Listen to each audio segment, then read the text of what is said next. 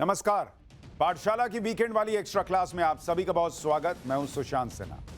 Donald Trump और नरेंद्र मोदी के बीच वाकई दोस्ती बची है या फिर अब तनाव कम होना मुश्किल दिख रहा है? बार बार मोदी को महान बताने वाले ट्रंप क्या टैरिफ वाली लाइन खींचकर कोई नया गेम खेल रहे हैं, या फिर बातचीत करने के अलावा उनके पास कोई ऑप्शन बचा ही नहीं? क्योंकि ऑपरेशन सिंदूर के बाद से ट्रंप ने प्रधानमंत्री मोदी को कई बार फोन घुमाया, हर बार नया दावा किया। इस बार भी कहानी लगभग वैसी है। रूस से भारत के तेल खरीदने को लेकर ट्रंप कई बार कह चुके हैं। एक बार फिर भारत ने इस पर सहमति नहीं जताई कि ना, ऐसा हुआ ही नहीं। अब मजबूरन अमेरिकी राष्ट्रपति को ट्रेड वाले ट्रैक पर लौटना पड़ा है। हालांकि इस बार धमकी नहीं, बल्कि रवैया पहले के मुकाबले थोड़ा नरम है। मगर सवाल है कि क्या ट्रंप भारत पर लगाए गए 50% टैरिफ को 10 या 15% पर लाकर मोदी का वो भरोसा हासिल कर पाएंगे जो दो देशों की इन ताकतवर हस्तियों के बीच पुराने रिश्ते बहाल कर सके? क्या पक्के तौर पर दोस्ती का ऐसा चैप्टर लिखा जा सकता है जो ये टेंशन ही दूर कर दे कि इस बार पहले जैसा नहीं होगा? देखिए, ट्रंप के मिजाज और तेवर को देखकर डाउट तो है। बॉस इसीलिए कहा जा रहा है कि ट्रंप अब बहुत भरोसे के लायक बचे ही नहीं। और आज की इस एक्स्ट्रा क्लास में आपको सिलसिलेवार तरीके से बताऊंगा कि टैरिफ को लेकर ट्रंप की भाषा क्यों बदल रही है, मोदी ने किन किन मोर्चों पर उन्हें झुकने को मजबूर कर दिया है, और ट्रंप जितना देरी करेंगे अमेरिका के लिए सिचुएशन क्यों और क्रिटिकल होती जाएगी। शुरुआत इस रिपोर्ट के साथ। एक तरफ डोनाल्ड ट्रंप का दावा है, नैरेटिव है, धमकी है, झूठ है। दूसरी तरफ नरेंद्र मोदी का विश्वास है, स्टैंड है, जवाब है। लबुलवाब यही कि अजी उन पर कैसा एतबार, जो कभी कहते थे जिगरी यार, मगर आज खाली पीली आंखें दिखा रहे हैं। और कैसे भरोसा कर लें उस जुबान का जो 6 महीने में पलटी मार चुकी है कई बार। हम उन संस्कारों में पले बड़े हैं जहां राष्ट्र नीति ही राजनीति का आधार है। I just spoke to your Prime Minister today. We had a great conversation. We talk about trade. We talk about a lot of things, but mostly the world of trade. He's very interested in that. बातचीत जारी है और जब निर्णय पे आएंगे तब आपको जरूर अवश्य सूचना दे देंगे। यह सच है कि सितंबर में भारत ने हर दिन रूस से 16 लाख बैरल कच्चा तेल मंगाया, जो कि जनवरी अगस्त के 17.6 लाख बैरल प्रतिदिन के मुकाबले कम है। मगर अक्टूबर के पहले हफ्ते में यह आंकड़ा 17.7 लाख बैरल प्रतिदिन पहुंच गया। इस आंकड़े में तब उछाल आया है जब भारत को 2023 में रूस से मिलने वाले एक बैरल पर $23 की बचत होती थी, जबकि अक्टूबर 2025 आते आते सिर्फ $2 से $2.5 प्रति बैरल ही फायदा हुआ है।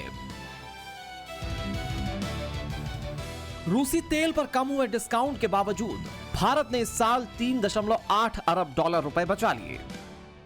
और व्हाइट हाउस में दिवाली मनाने के बाद ट्रंप दावा करते रहे कि भारत रूस से तेल नहीं खरीदेगा। We just have a very good relationship, and he's not going to buy much oil from Russia.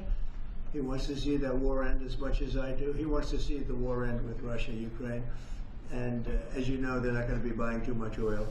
Trump के इस बयान को महज इसलिए नहीं देखा जाना चाहिए कि भारत रूस से 34% कच्चा तेल आयात करता है, जबकि अमेरिका से 10%, बल्कि अहम है इसके पीछे की टाइमिंग। क्योंकि ऑपरेशन सिंदूर के बाद पहली बार मोदी और ट्रंप की मुलाकात के कयास थे। मगर 26 से 28 अक्टूबर के बीच होने वाले आसियान शिखर सम्मेलन में मोदी कुआलालंपुर नहीं जाएंगे। प्रधानमंत्री नरेंद्र मोदी वर्चुअली ही इस प्रोग्राम में जुड़ेंगे।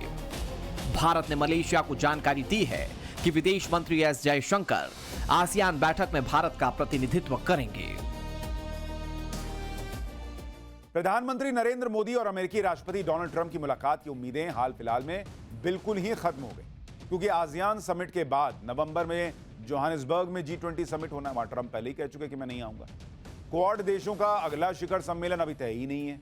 हालांकि ट्रंप किसी भी हाल में टैरिफ वाली कंट्रोवर्सी खत्म करना चाहते हैं। जिस तरह उन्होंने भारत पर 50% टैरिफ लगाया था, उसी तरह की जल्दबाजी इसे दूर करने के लिए भी दिखा रहे हैं। हालांकि मोदी ट्रंप को अपने ही स्टाइल में जवाब दे रहे हैं। राष्ट्रहित के मुद्दे पर ट्रंप की एक नहीं सुन रहे। फोन कॉल पर मोदी ट्रंप को वैसा भाव ही नहीं दे रहे जो अटेंशन अमेरिकी राष्ट्रपति चाहते हैं। मोदी ने खुले मन से कह दिया भाई कि मैं समझौता नहीं करूंगा। मोदी नेशन फर्स्ट वाले सिद्धांत पर अड़े हुए हैं और इसलिए भारत पर अमेरिकी टैरिफ लागू हुए 2 महीने का वक्त हो गया, लेकिन पीएम मोदी ने एक कदम पीछे नहीं खींचा। भाई साहब, यहां बात सिर्फ 2 देशों के रिश्तों में आ रही अड़चन की नहीं है, बल्कि ट्रंप के अड़ियल रवैये की है। और जब मोदी ने बहुत सारे विकल्प निकाल लिए तो ट्रंप को लगने लगा कि कहीं बहुत ज्यादा देर ना हो जाए, इसलिए भाई अब सोच रहे हैं कि टैरिफ पर फाइनल बातचीत जितनी जल्दी हो जाए उतना अच्छा है। ये तो वही बात हो गई कि परचून की दुकान पर नहीं गए, झोला लेके गए, खाली तो वापस लौटेंगे नहीं। फिर चाहे 1 किलो चीनी के बदले 100 ग्राम आटा ही ले लो, कुछ भी ले लो, लेकिन दिखाओ कि मैंने खरीदा है। प्रधानमंत्री नरेंद्र मोदी कूटनीति में माहिर हैं, जबकि डोनाल्ड ट्रंप यथार्थ को समझे बगैर स्ट्रॉ क्लचिंग यानी हवा हवाई में ज्यादा रहते हैं। इसीलिए उनकी सौदेबाजी वाली विदेश नीति को मोदी प्रेडिक्ट करने के बदले स्मार्ट मूव के साथ जवाब दे रहे हैं। कयास है कि ट्रेड डील के लिहाज से नवंबर का महीना टर्निंग पॉइंट हो सकता है और डिसाइड मोदी करेंगे कि ट्रंप से कब मिलना है। एक्सपर्ट्स भी यही मानते हैं कि पीएम नरेंद्र मोदी ट्रंप से तभी मिलना चाहेंगे जब डोनाल्ड ट्रंप के एग्रीमेंट से मुकरने के चांस ना हो। And we are talking to the United States, of course, but we don't do deals in a hurry, and we don't do deals with deadlines or with a gun on our. India looks long term. India never takes decisions in a rush or on the pressure of the moment. And we've accepted if there's a tariff on us, there is a tariff on us. We are looking how to overcome that. We are looking at newer markets. We are looking at a stronger demand impetus within the Indian economy. So we have a very resilient structure.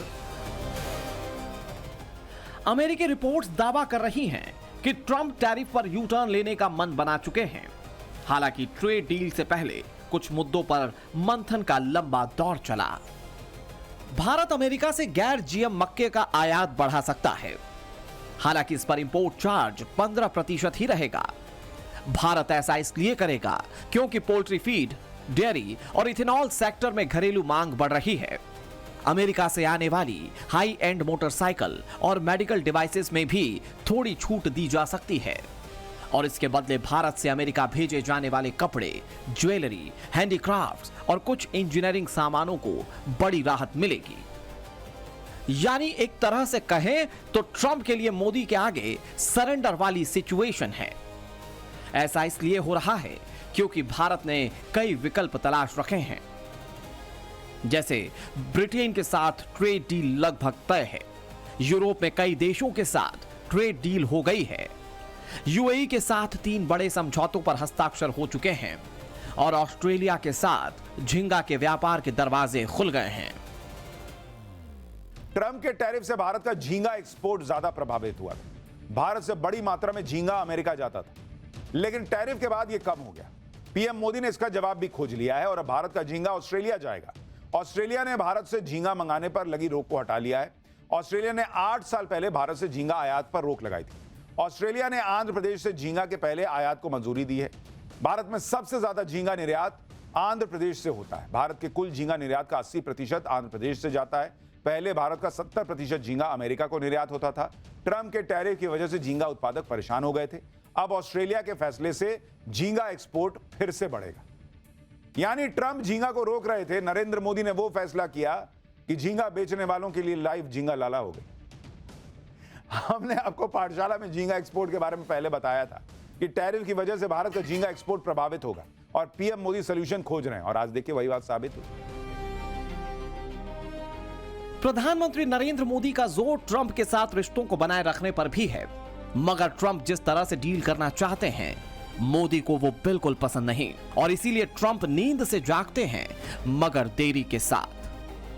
H-1B visa को लेकर यही हुआ जब Donald Trump ने 1 महीने बाद U turn ले लिया। हालांकि रूसी तेल को लेकर अमेरिका ने ऐसा डिसीजन लिया है जो बताता है कि ट्रंप मतलब की यारी के लिए मोदी से हाथ मिलाने की तमन्ना रखते हैं।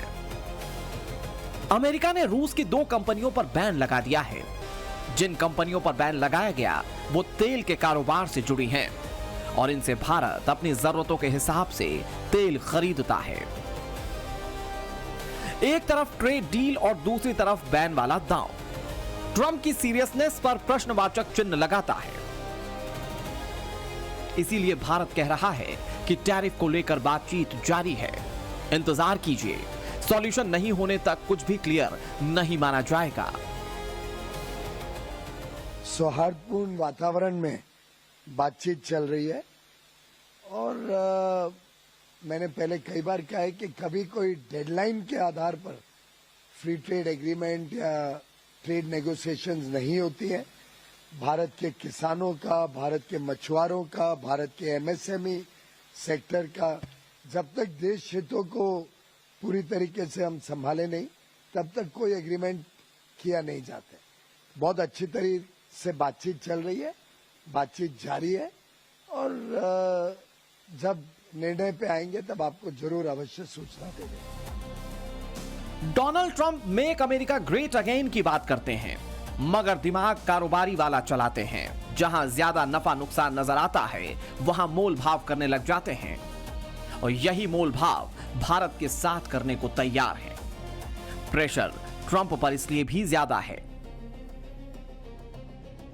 क्योंकि बेहतर बारिश की वजह से भारत में दाल का प्रोडक्शन बढ़ने वाला है, जो कि नरेंद्र मोदी की नेगोशिएटिंग वैल्यू के लिहाज से प्लस पॉइंट है। भारत को पहले के मुकाबले अमेरिका से दालें कम मंगानी पड़ेंगी। इस साल हिंदुस्तान में दिवाली पर 6 लाख करोड़ से ज्यादा का बिजनेस हुआ। पिछले साल दिवाली पर कारोबार का आंकड़ा था 4,25,000 करोड़। एक तो जीएसटी कट की वजह से मार्केट में बूस्टर डोज मिली, 87% ग्राहकों ने स्वदेशी उत्पादों को चुना और फिर 8 साल बाद भारत में रिटेल महंगाई 1.5% के लेवल पर है, जो कि बहुत अच्छे संकेत हैं। वहीं अमेरिका पर महंगाई का दबाव बढ़ गया है। अगर डोनाल्ड ट्रंप ने भारत के साथ जल्द डील साइन नहीं की तो 25 दिन से 7.5 लाख सरकारी कर्मचारियों को सैलरी नहीं दे पाने वाले अमेरिका में चीजें सुलझने की बजाय उलझती जाएंगी। मोदी को घेरने चले ट्रंप के खिलाफ ही अमेरिकी सड़कों पर उतर आए हैं।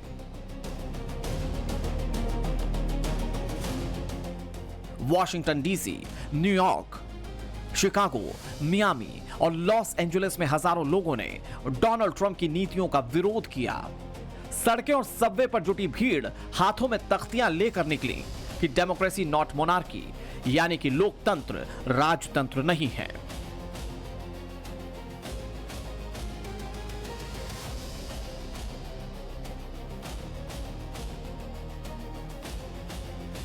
ट्रंप के आलोचक उनके दूसरे कार्यकाल में लिए गए कुछ फैसलों को न सिर्फ लोकतंत्र के लिए खतरा मान रहे हैं, बल्कि असंवैधानिक बता रहे हैं।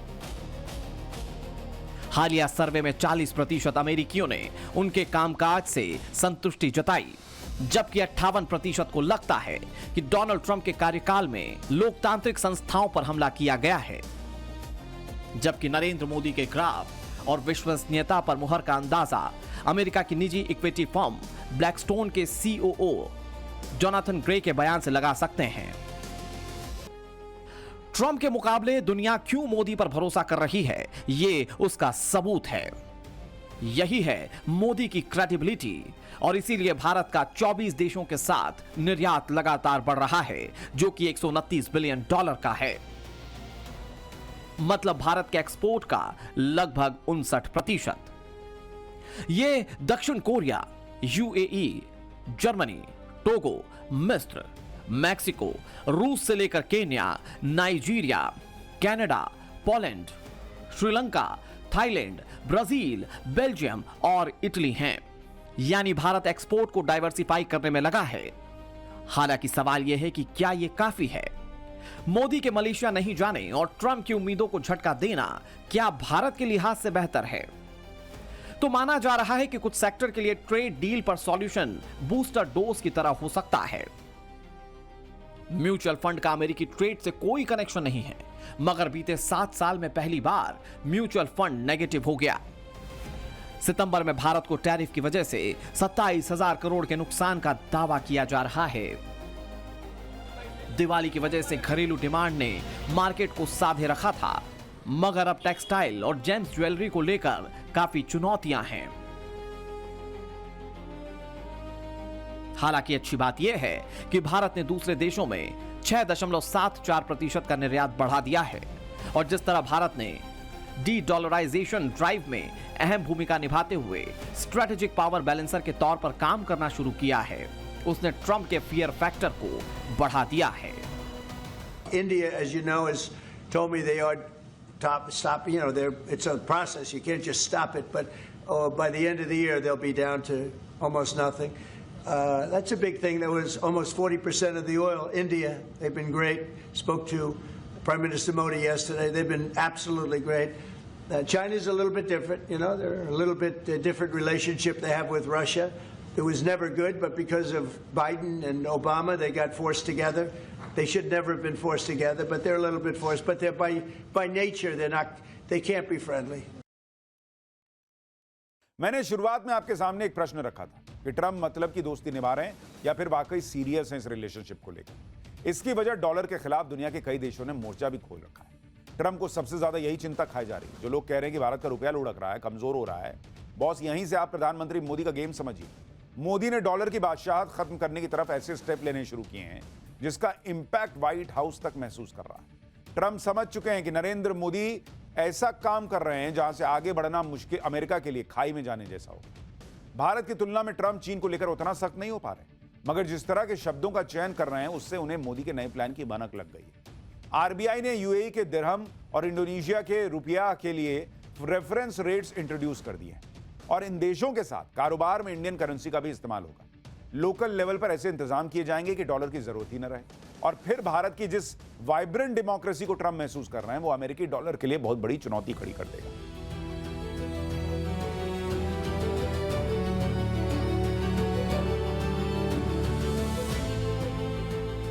इन तस्वीरों के पीछे एक स्क्रिप्ट लिखना शुरू हुई जिस पर रूस के प्रधानमंत्री अलेक्जेंडर नोवाक ने बड़ा दावा किया। यह दावा कुछ ऐसा है जो रूसी तेल की रट लगाए ट्रंप को 440 वोल्ट का झटका देने जैसा है।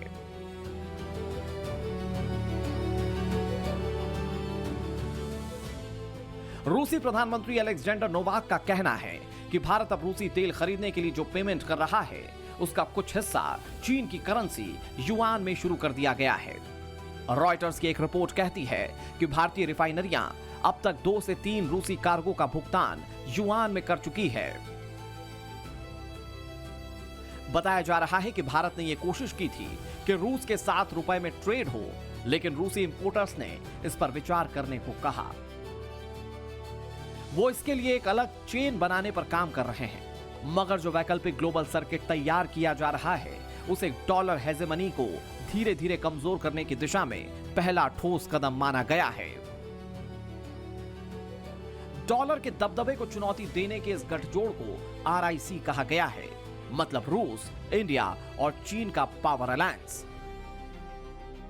इसके लिए डॉलर पर निर्भरता खत्म कर रुपए, रूबल और युआन के इस्तेमाल पर जोर दिया जाना है। एक तरह से कहें तो दुनिया की लगभग सभी बड़ी एनर्जी डील्स जो अब तक डॉलर्स में होती आई थी वो भविष्य में नए विकल्प को चुन सकती हैं। रूसी राष्ट्रपति व्लादिमीर पुतिन इस भरोसे और विश्वास के साथ मोदी पर मुहर लगा रहे हैं। मोदी और पुतिन की दमदार दोस्ती की तस्वीर ट्रंप को दिखने वाली है। इस साल के आखिर में पुतिन भारत आ रहे हैं।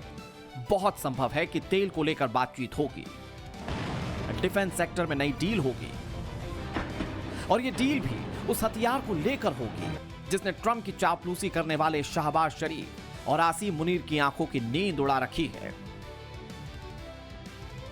भारत और रूस के बीच करीब 10,000 करोड़ की डील हो सकती है। इस डील का मतलब भारत को ऐसी मिसाइलें मिलेंगी जो इंडियन एयरफोर्स की ताकत में इजाफा करेंगी। ये मिसाइलें सुदर्शन चक्र S-400 डिफेंस सिस्टम में लोड हो सकेंगी। इंडिया और रूस के बीच S-400 की नई डील को लेकर भी बातचीत चल रही है। ये उन S-400 से अलग हैं जिन्हें लेकर 2018 में समझौता हुआ था। ये बात सार्वजनिक है कि उस वक्त S-400 को लेकर अमेरिका ने बहुत अड़ंगा डालने की कोशिश की थी। संयोग की बात यह कि तब अमेरिका के राष्ट्रपति डोनाल्ड ट्रंप ही थे।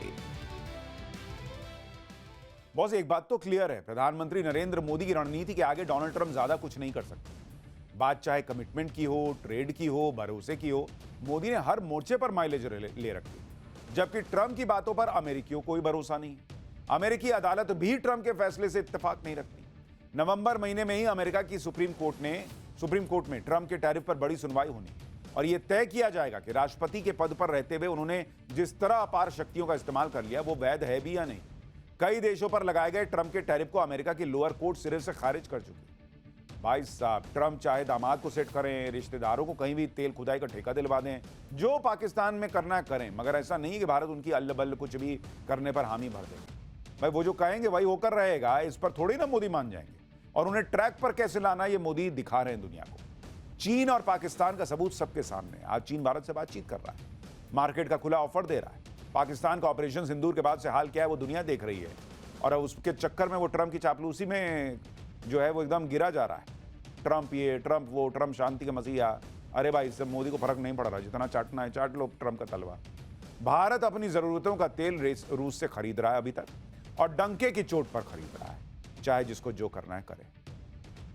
Working on some great deals between our countries. I spoke to Prime Minister Modi today, as I mentioned before, and we just have a very good relationship. And he's not going to buy much oil from Russia. He wants to see that war end as much as I do. He wants to see the war end with Russia, Ukraine. And as you know, they're not going to be buying too much oil. So they've cut it way back, and they're continuing to cut it way back. तेल का खेल एक बहाना है। असल में Trump Hindustan को target बनाकर अपना मतलब साधने में लगे हैं, जो कि अब होने से रहा। मोदी से मुंह की खाने और रूस से नाकाम होने के बाद ट्रंप ने दूसरे देशों को ढाल बनाकर चीन के खिलाफ पैंतरा चलना शुरू कर दिया है। ट्रंप आसियान समिट के बाद जापान का दौरा कर रहे हैं। ट्रंप के जापान जाने का मतलब चीन को एशिया में घेरने की उस स्ट्रेटेजी पर काम करने की कोशिश जो फिलहाल असंभव सी दिखती है। डोनाल्ड ट्रंप सोचते हैं कि एशिया में उनके हिसाब से स्क्रिप्ट लिखी जाए, मगर क्या ऐसा मुमकिन है? इस पर बहुत शंकाएं हैं, खासकर तब जब भारत हर झूठ को बेपर्दा कर चुका है और प्रधानमंत्री नरेंद्र मोदी ट्रंप की बातों को सिरे से नकार चुके हैं।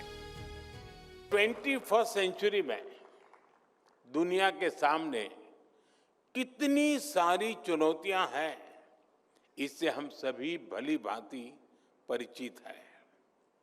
आप ये भी जानते हैं कि जब जब जो चैलेंजेस दुनिया के सामने आए हैं, भारत ने आगे बढ़कर अपनी सकारात्मक भूमिका निभाई है।